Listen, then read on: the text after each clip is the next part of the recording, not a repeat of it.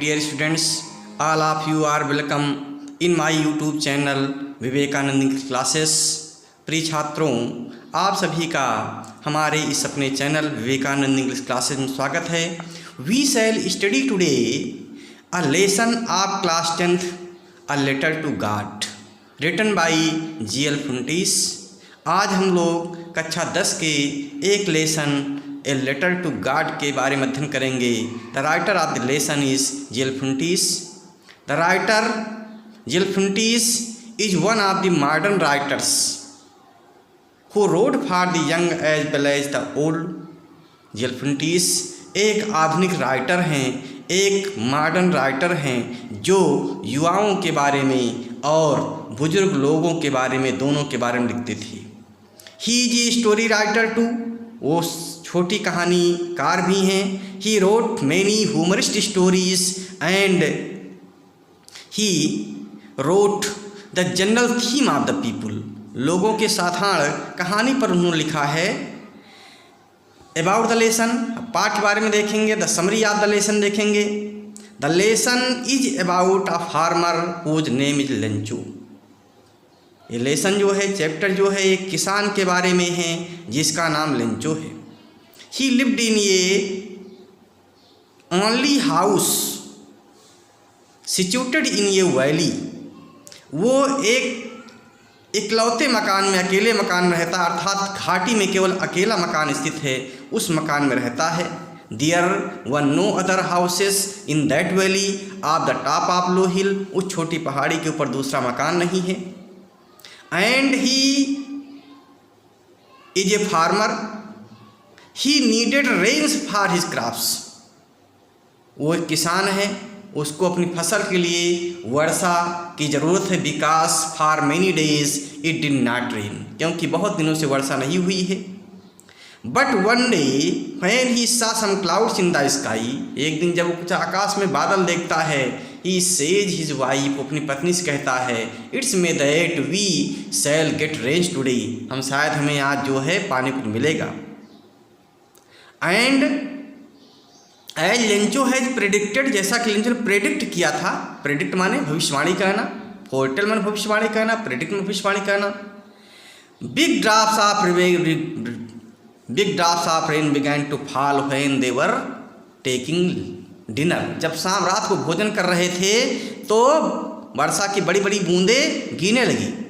And suddenly a strong wind began to blow, लेकिन अचानक जो है एक भयंकर तूफान चलने लगा। And brought large hill stones with it, और उसके अपने साथ जो है बड़े बड़े ओले गिरने लगे। हिल स्टोन्स माने ओले की वर्षा होने लगी। For an hour the hails continue to fall and the field was white as if it was covered with salt, the crop was totally destroyed.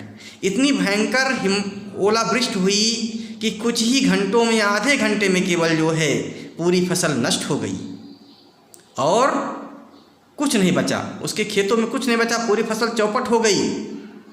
Lencho became sad, Lencho दुखी हुआ। And he thought that he would go hungry in the whole year, पूरे साल भूख मरेगा, उसके बच्चे भूखे मरेंगे क्योंकि उस फसल पूरी चौपट हो गई है। But he thinks about God, लेकिन वो परमात्मा के बारे में सोचता है। Only God can help him, परमात्मा ही केवल उसकी सहायता कर सकता है। So he wrote a letter to God, इसलिए वो एक पत्र लिखता है परमात्मा को। Now we shall see in the story what he wrote in the letter. अब हम देखेंगे इस कहानी में, इस चैप्टर में, कि वो लेटर में क्या लिखता है और what he gets answer of his letter by God, और परमात्मा के द्वारा उसको उस पत्र में क्या उत्तर मिलता है। हम कहानी पढ़ेंगे और देखेंगे। देखिए यहाँ से, Lencho a hard working farmer, Lencho ji hard working farmer, एक कठिन परिश्रम करने वाला किसान है। फेसेस रून्स, रून माने विनाश का सामना करता है। फेस माने सामना करना, फेस माने चेहरा, फेस टू फेस माने आमने सामने।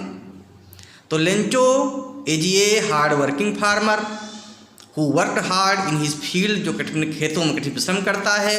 अर्थात वो हार्डवर्किंग किसान है लेंचो, उसे जो है उसका विनाश का सामना होता है। He turns to God in distress, अपनी विपत्ति में, डिस्ट्रेस विपत्ति में वो परमात्मा की ओर मुड़ता है, अर्थात परमात्मा को ध्यान करता है। एंड राइट्स अ लेटर, और एक पत्र लिखता है परमात्मा को, asking him to send money, कि परमात्मा उसके लिए पैसा भेज दे, क्योंकि उसकी फसल नष्ट हो चुकी है, कोई उसको सहायता करने वाला है नहीं वहाँ घाटी में जहाँ अकेला मकान उसका है। He receives a letter which says it to from God, उसको एक पत्र मिलता है जिसमें लिखा हुआ है कि ये पत्र परमात्मा ने भेजा है।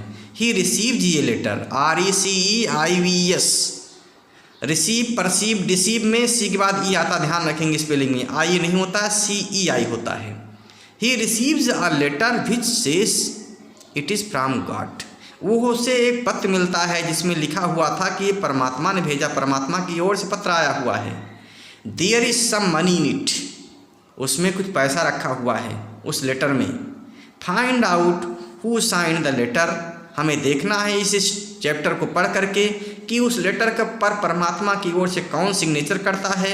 एंड वेदर, और कि लेंचो सेड थैंक यू, कि लेंचो ने उसको थैंक यू किया, और नॉट, या थैंक यू नहीं किया, for the money he receive, जो पैसा वो प्राप्त करता है। तो इस प्रकार से हम देखेंगे, जैसे हमने बताया है समरी में, कि he total field was destroyed in the rain and he had nothing to eat in the whole year, पूरे साल में खाने के लिए कुछ नहीं बचा है, और इसलिए पत्र लिखता है, पत्र प्राप्त करता है, पत्र के जवाब में पैसा प्राप्त करता है। तो देखेंगे कि वो थैंक यू करता है कि नहीं करता है, पूरी कहानी हम देखेंगे इसमें। यहाँ से स्टार्ट होता है, बिगिन होती है। The house the only one in the entire valley set on the crest of a low hill, the house माने वो मकान, the only one in the entire, entire में संपूर्ण, इंटायर में संपूर्ण रूप से, संपूर्ण के बहुत माने होते हैं, आप लोग देखते जाएंगे, विशेष के हिंदी मीडियम के जो छात्र हैं, यूपी बोर्ड के जो छात्र हैं।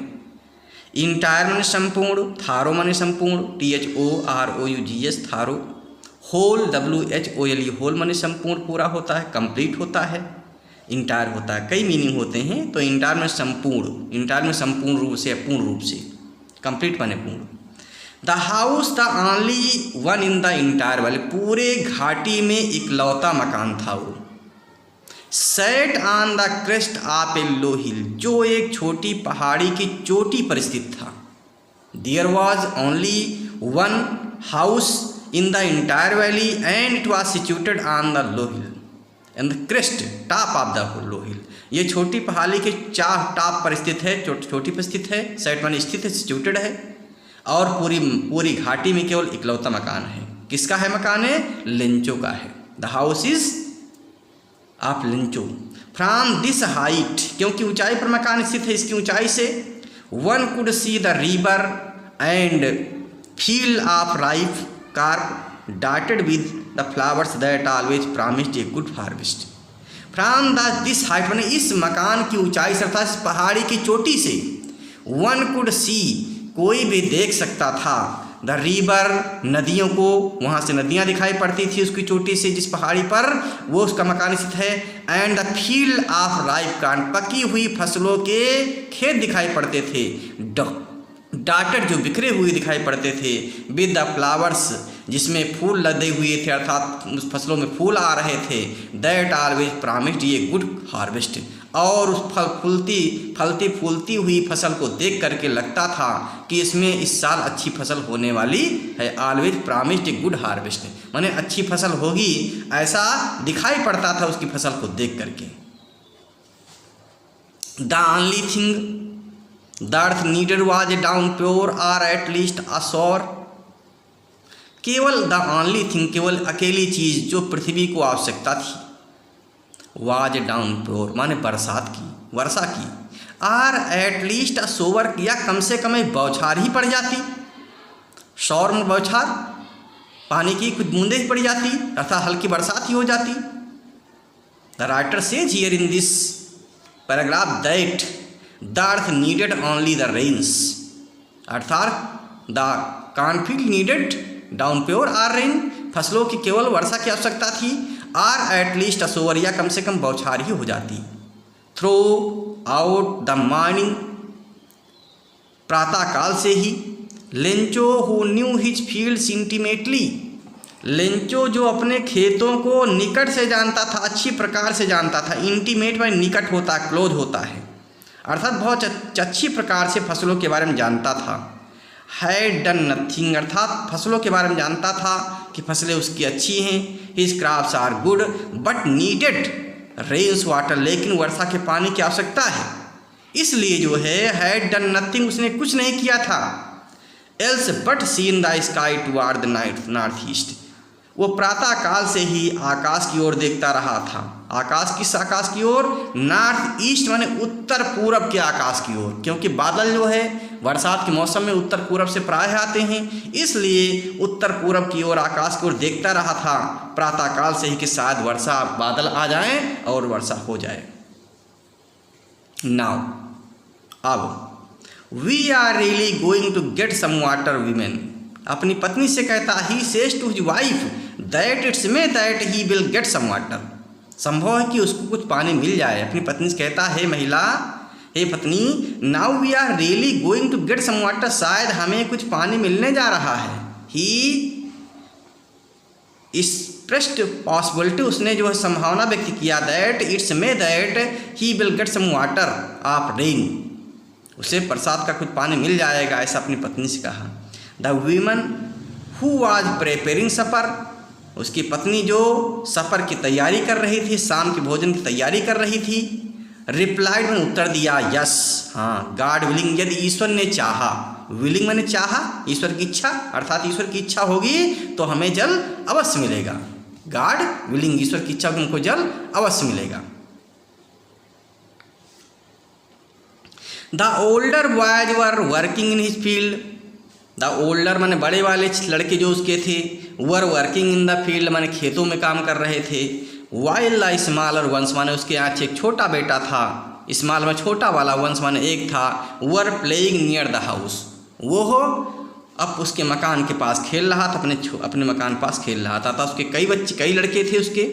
ही had many sons and the older sons were working in the field and the smaller son were playing near the house, छोटा वाला जो था वो वहीं खेल रहा था। Until the women called them all, तब तक खेलते रहे, काम करते, जब तक कि महिला ने उनको बुलाया नहीं। कम फॉर डिनर, शाम के भोजन या रात के भोजन के लिए आ जाइए, सभी लोग रात के भोजन के लिए आ जाइए। It was during the meal, अब भोजन के दौरान, that just has Lencho had predicted, जैसा कि लेंचो ने प्रेडिक्ट किया था।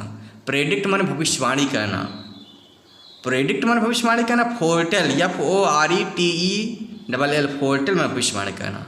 प्रेडिक्ट से प्रेडिक्ट बन गया, फोरटेल से फोरटोल्ड बन गया। तो it was during the meal time, जब वो भोजन कर रहे थे, when they were taking meal in the night, just Lencho had predicted, जैसा कि लेंचो ने प्रेडिक्ट किया, भविष्यवाणी किया था, big drops of rain began to fall, वर्षा की बड़ी बड़ी बूंदें गिरने लगी।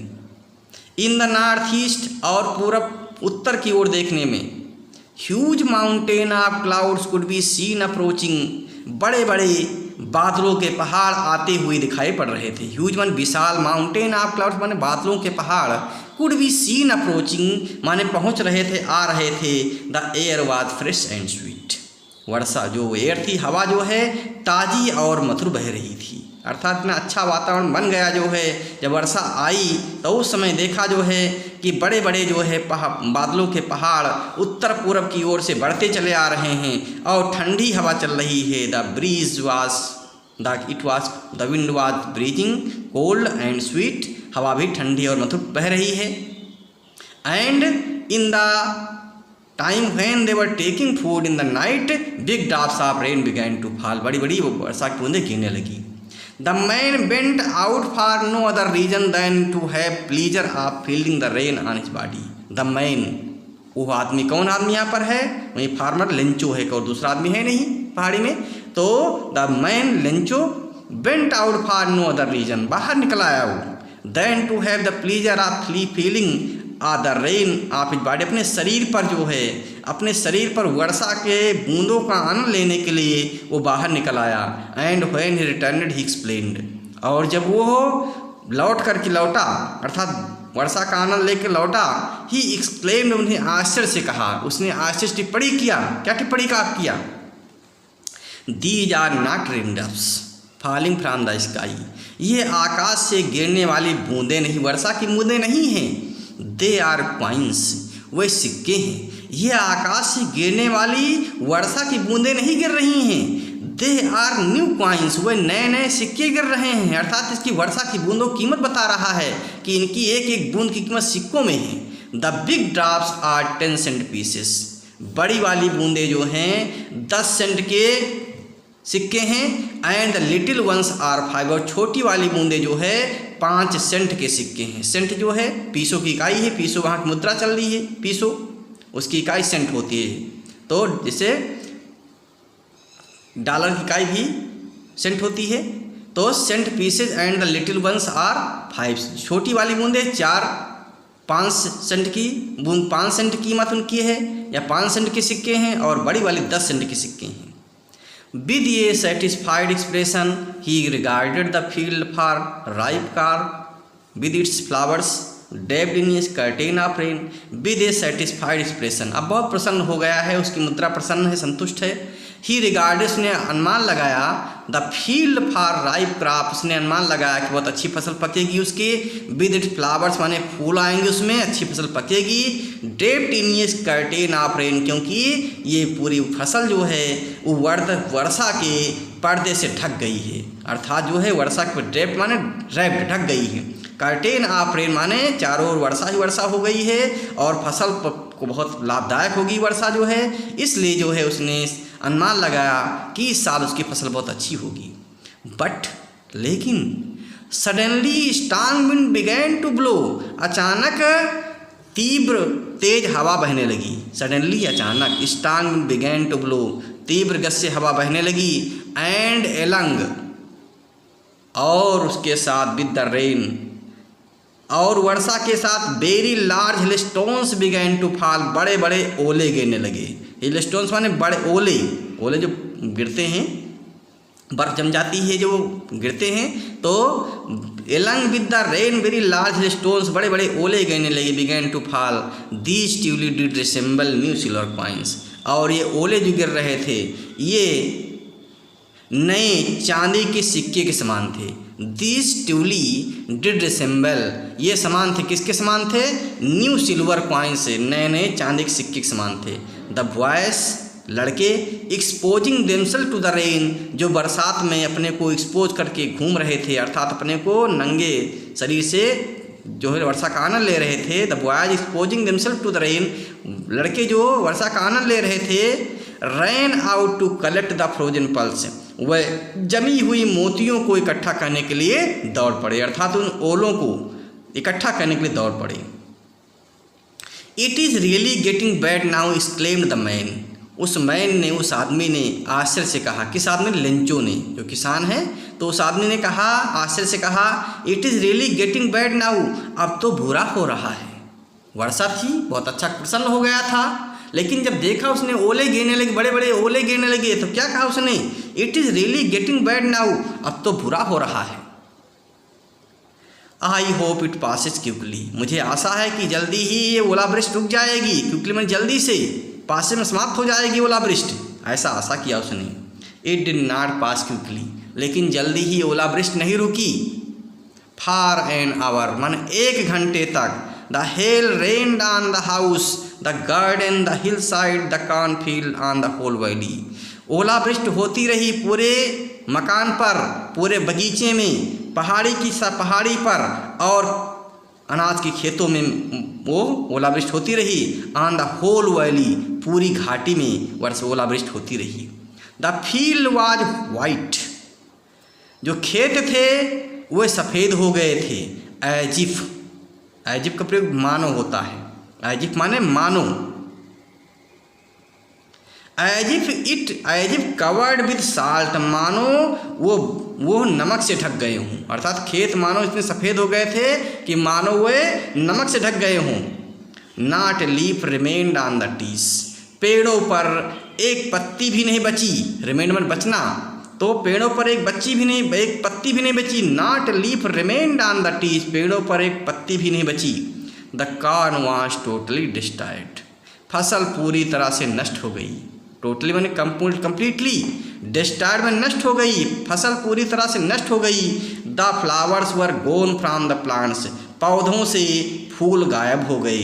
Lencho soul was filled with sadness, Lencho की आत्मा दुख से भर गई, उदासी से भर गई। Lencho soul was filled with sadness, Lencho की आत्मा जो है उदासी से या दुख से भर गई। He became very sad when he sees, जब वो देखता है his corn was totally destroyed, उसकी फसल पूरी चौपट हो चुकी है।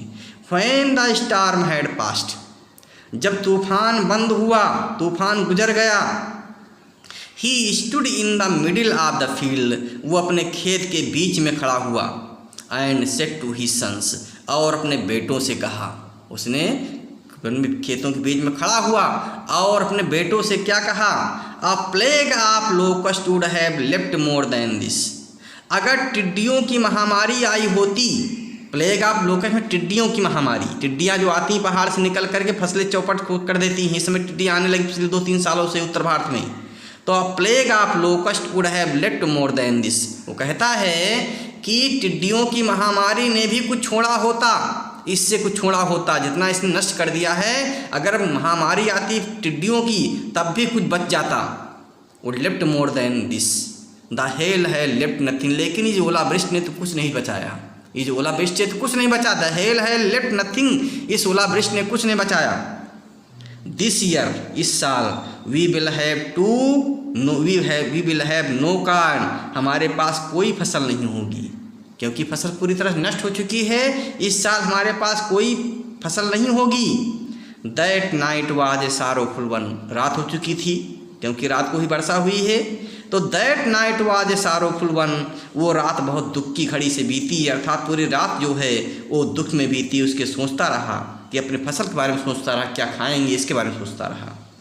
All our work for nothing, उसके पूरे कठिन परिश्रम के बदले में कुछ नहीं मिल रहा है। These are no one who can help us, उसके यहाँ और कोई नहीं जो उसकी सहायता कर सके, अर्थात आसपास कोई और नहीं है जो उसकी सहायता कर सके, हु कैन हेल्प अस, जो हमारी सहायता कर सके।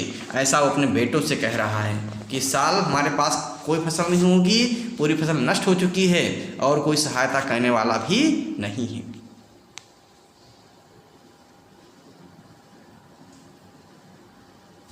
हाँ, लेट अस सी, हम देखें।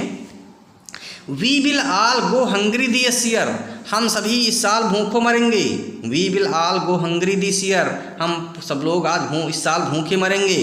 But in the hearts of all who lived in that solitary house in the middle of the valley there was a single hope, help from God. But लेकिन in the hearts of all, लेकिन सभी के दिलों में, who lived in that solitary house, जो उस इकलौते अकेले मकान में रहते थे, in the middle of the valley, घाटी के बीच में इकलौते मकान में रहने वाले लोगों के भी दिलों में, there was a single hope, एक आशा थी, एक आशा की किरण थी।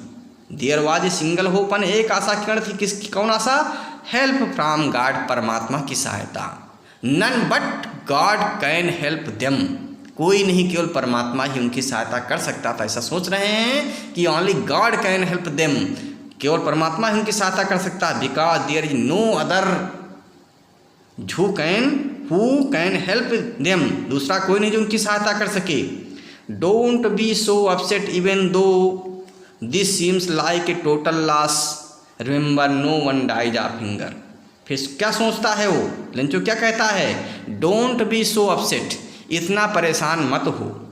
Even though this seems like a total loss, यद्यपि प्रतीत होता है कि पूर्ण हानि हो चुकी है, पूर्ण नुकसान हो चुका है, लेकिन ज़्यादा परेशान मत हो। डोंट बी सो अपसेट, इतना परेशान ना हो, अपसेट ना हो। रिमेंबर, याद रखो, no one dies of hunger, भूख से कोई नहीं मरता है। लिंचो कहता है no one dies of hunger, भूख से कोई नहीं मरता है। डाई के बाद आप लगता है, हंगर है, मलेरिया है, बीमारी से मर के आप प्रिपोजिशन प्रयोग होता है।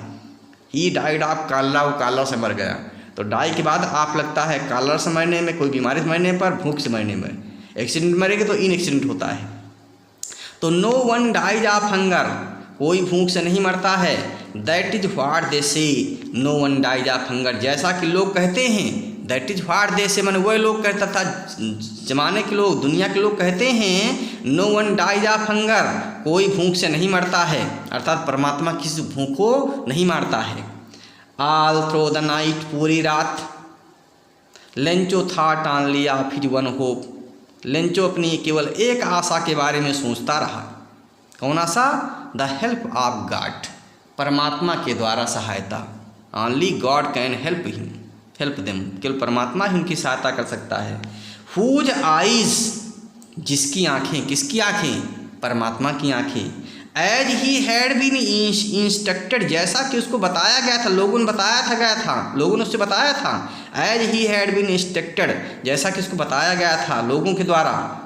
हुज आइज, उसकी आँखें, किसकी आँखें? परमात्मा की आँखें। सी एवरीथिंग, हर चीज़ देखती हैं, परमात्मा की आँखें हर चीज़ देखती हैं। Even what is deep in one's conscience, यहाँ तक कि परमात्मा की आँखें वो भी देख लेती हैं जो किसी के अंतरात्मा में होता, किसी के मन में होता है। जैसा कि लोगों ने बताया था उसको कि परमात्मा हर चीज़ देखता है, यहाँ तक कि जो तुम्हारे दिल में होता, तुम्हारे मन में होता है, तुम्हारी आत्मा में होता है, वो भी परमात्मा जान लेता है। What is deep in one's conscience, जो किसी के अंतरात्मा में होता है उसको भी परमात्मा देख लेता है। कॉन्शस माने अंतरात्मा। Lencho was an x of man, मुहावरे का प्रयोग है। लेंचो आदमी के रूप में बैल था, अर्थात तो बैल के समान कठिन परिश्रम करता था। Lencho work hard as ox did in the field, Lencho उसी प्रकार से कार्य करता जैसे बैल जो होते खेत में करते हैं। Working like an animal in the fields, अपने खेतों में जानवर के समान कार्य करता था। But still he knew how to write, लेकिन उसको लिखना मालूम था, थोड़ा सा लिखना पढ़ना जानता था। हाउ टू राइट का प्रयोग है, हाउ टू प्रयोग है। He knew how to write, उसको लिखना आता था। जैसे I know how to swim in the river, मैं जानता हूँ नदी में कैसे तैरा जाता है, मुझे नदी में तैरना मालूम है, तो इसमें हाउ टू का प्रयोग होगा। I know swimming the river नहीं होगा, I know how to swim in the river होगा। तो यहाँ हाउ टू प्रयोग होता है, कोई चीज़ जानकारी के लिए, ज्ञान के लिए हाउ टू का प्रयोग होता है। तो ही न्यू हाउ टू राइट, उसको लिखना मालूम था। यहाँ हाउ टू प्रयोग बहुत इंपॉर्टेंट, ध्यान रखें, ग्रामेटिकल प्रयोग है ये, कि हाउ टू प्रयोग कोई चीज़ जानने के लिए होता है। जैसे तुम्हें अंग्रेजी पढ़ना आता है, इसका अनुवाद होगा यू नो रीडिंग इंग्लिश नहीं होगा, गलत है। You know how to read English, how to read English, तुम्हें मालूम है कि ये अंग्रेजी कैसे पढ़ी जाती है। You know how to read English, ये अनुवाद उसका होगा। तो हाउ टू प्रयोग ध्यान रखेंगे। द फॉलोइंग संडे, देखिए, but he still he knew how to write, लेकिन उसे जो है लिखना मालूम था, लिखना पढ़ना मालूम था। द फॉलोइंग संडे, अगले संडे को, एट डे ब्रेक, प्रातःकाल, he began to write letter with, वो एक पत्र लिखने लगा। Which he himself would carry to town, जो स्वयं वो कस्बे को लेकर जाएगा। जब प्रातःकाल हुआ, next day when it became morning, he began to write a letter to God, वो परमात्मा पत्र लिखने लगा। Which he himself would carry to town, जिसको कस्बे को ले जाएगा। And place in the mail, और डाक पेटी में डालेगा, डाक पेटी में मेल में डालेगा। It was nothing less than a letter to God, यह परमात्मा के को एक पत्र के अलावा कुछ नहीं था, केवल परमात्मा के लिए पत्र था। It was nothing less than a letter to God, ये परमात्मा के लिए एक पत्र था। गॉड ही रोट, पत्र में क्या लिखता है? हे परमात्मा, उसने लिखा था, if you don't help me, यदि आप मेरी सहायता नहीं करेंगे, my family you and I will go hungry this year, मेरा परिवार और मैं जो है इस साल भूखों रह जाएंगे। देखिए मैं यहाँ पर रुकता हूँ। I stop here. Next part of the lesson would be in the second part. जो इस पार्ट का जो है, इस चैप्टर का दूसरा बचा हुआ पार्ट है, उसको हम सेकेंड पार्ट में पढ़ेंगे, क्योंकि आधा घंटा का वीडियो हो चुका है। तो हम अगले पार्ट में इसको पढ़ेंगे यहाँ से गार्ड से। I stop here.